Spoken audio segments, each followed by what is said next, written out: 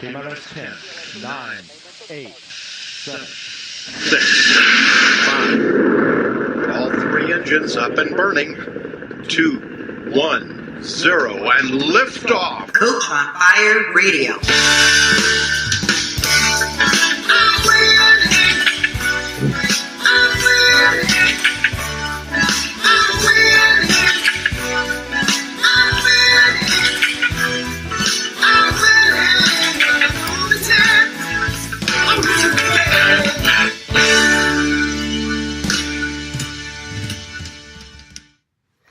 Well, welcome everyone to another edition of your Journey to Success podcast. I'm your host, Kenny Weiss. I'm a life coach, speaker, and author based here in Phoenix.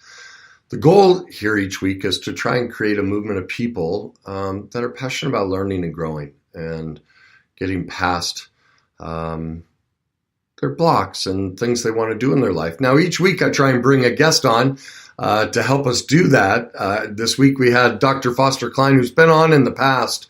And we were going to specifically focus on teenagers and, all the challenges around that. Well, he's having tremendous problems with his computer. Couldn't get on, so we're winging it today.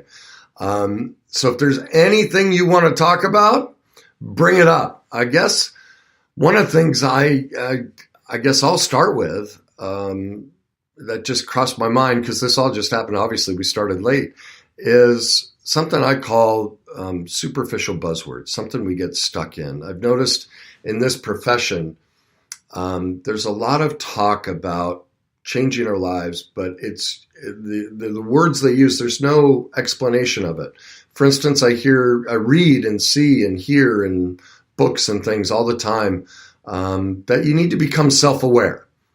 You need to believe in yourself, things like that. And while I wouldn't disagree, those are incredibly important things, there's never any explanation of how do you become self-aware? How do you believe in yourself? I mean, I even researched it. I went looking at how do you believe in yourself? And so I read a bunch of books on it. And it was fascinating to me. Hey, Molly, I just saw you signed on. Sorry, our guest couldn't make it. So if you have a question or a topic you want to talk about, just send me a message.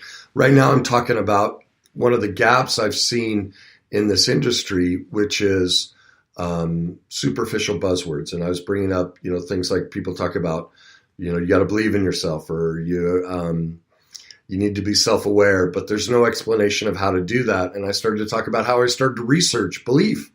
Like, how do you do that? How do you believe in yourself? And I read several books, and it was fascinating. There were all these stories of the people whose lives weren't going well. They couldn't figure things out. And then one day they woke up, and all of a sudden, everything they'd manifested or wanted in their career and their relationship just started happening. And as I closed each book, I was like, they never explained, how did these people spontaneously believe in themselves? There was no pathway to create that. And that's what I've seen in this industry is you see it all over Facebook, these, positive quotes and things like that. They're like little adrenaline hits. They make us feel good for the moment, but they never solve anything. And belief is simple. Let me give you an example. So for those of you listening or watching, whether you played a sport or taken an exam, we all know the feeling of walking in beforehand and we just know we're going to kill it, right? We just believe, like we feel it. Like, I don't care what happens, I'm going to ace this test. Now, conversely, we've had the exact same experience of we walked in, we're fully prepared, whether it was a sport we practiced or a test, we stuttered it our tails off. We know we're prepared, but we're going, man, this isn't going to work. I'm going to bomb it today. We can feel it. Well, that's the key to belief. All belief is when your thoughts and your feelings line up. But what are we taught about feelings? Don't have them. Don't talk about them. Don't deal with them. The single greatest resource we need to succeed, walk in our greatness, be happy, everything, we've been told to avoid and not deal with. and never take a class or investigate it. And here's the sad part. I'll say stuff like that in speeches, and I can see the whole room pull back. They drop into shame, and it breaks my heart. Because if you were in real estate or something like that, and someone mentioned, oh, you need to go learn about this, we'd be excited. We'd go right to it. But the second you mention anything around parenting or relationships or emotions, people get defensive. And they either respond one of two ways. They go, well, I know what to do. I don't need to learn about that. Or they run from it. A feeling comes up and they don't want to face it. Now what people don't realize, and this is why the superficial buzzword stuff doesn't work, is positive thinking on its own is basically useless. And that's primarily what people go towards, is you need to change your thoughts. Well, the way we work as an organism, hi Lisa, the way we work as an organism is every single choice we ever make, every thought we ever have is the byproduct of a feeling. So unless you have skills with feelings, the single greatest resource we need to succeed in life, we don't have, and then we're told to avoid it. So if you're struggling with something in your life, it's not thought-based, it's feeling-based. But nobody wants to talk about that. I look at a lot of people in this profession, and what they sell are what I call adrenaline events.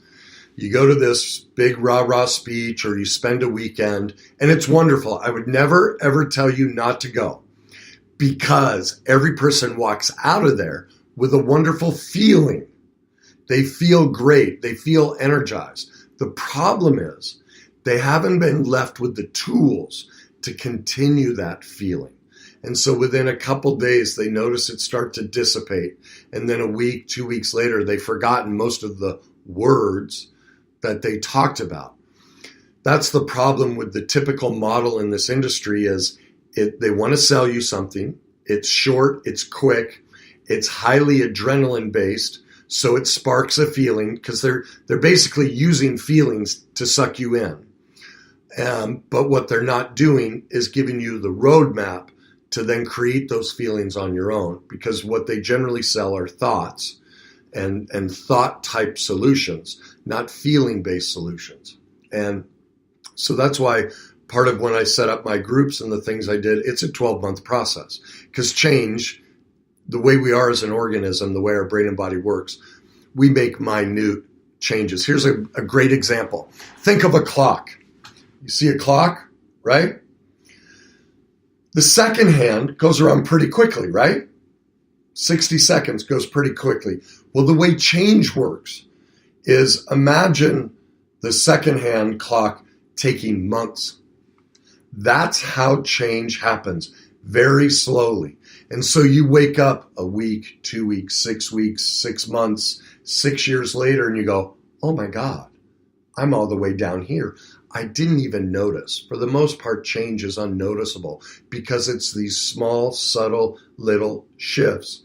But what everyone in this industry tries to sell is that quick adrenaline event that makes you feel so good, but it doesn't create the lasting change. And that's part of why I got into this, is I noticed that gap in the industry. And I was like, nobody's willing to call things what they are. Let me give you an example. Stress. And Lisa, I see your question. How do you relate better?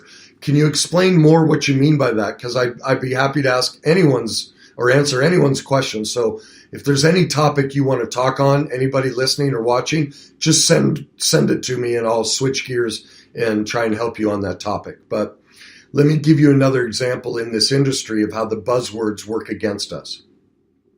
Everyone's out there trying to teach you how to lower stress, right? Breathing techniques, things like that. All wonderful. They're great. But nobody's addressing what stress is. The clinical definition of stress, like medical clinical definition, even doctors won't call it what it is. The clinical definition of stress is white hot fear. All of us are in massive fear on a daily basis.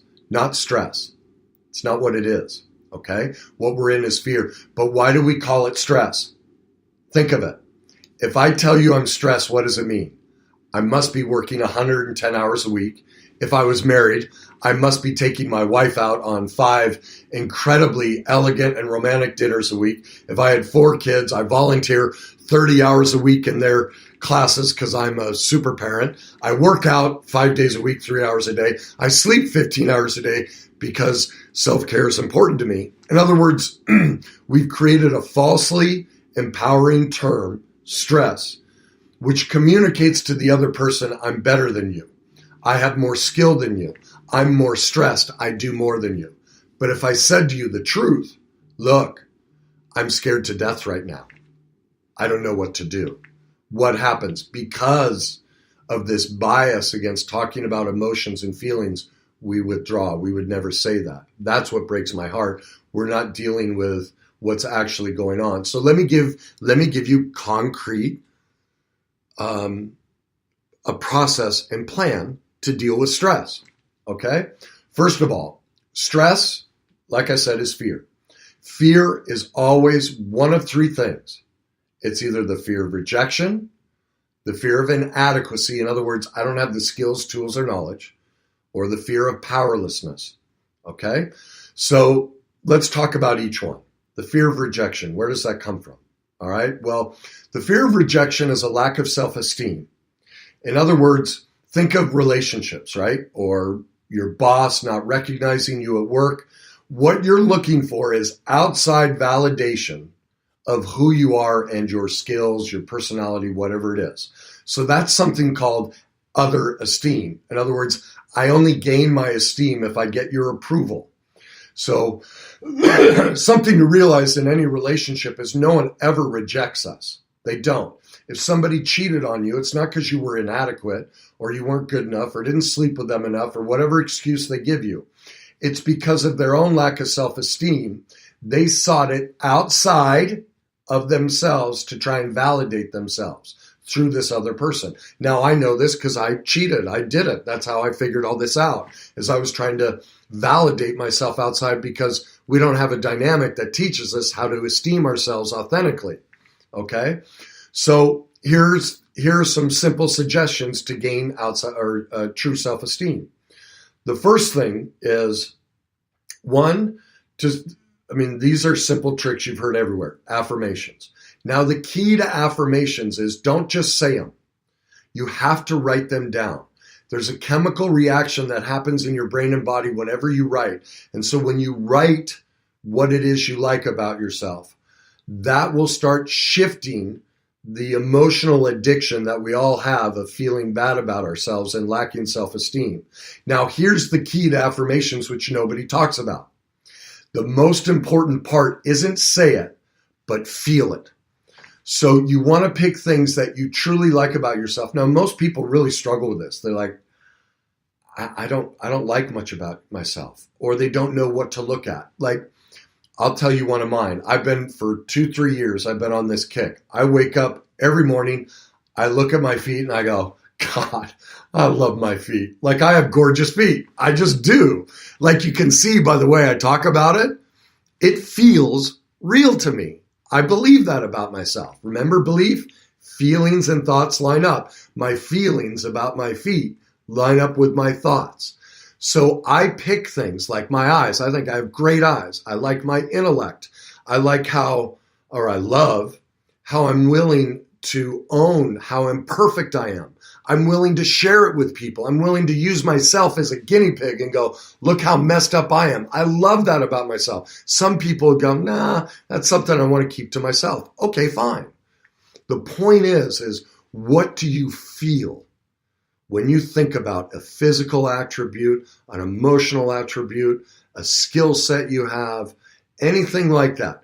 Write those 3 things down. Now, you can write the same thing every day, but you'll find after a while, as your self-esteem starts to shift, that list gets incredibly long, okay? So one of the tricks, if your feelings are bad, one of the tricks to shift out of it is to go back. That's why you write this list down, is you're having a day where you're looking for outside esteem or you're feeling less than in yourself. You can pull that list up and go, wait a minute, this is the truth.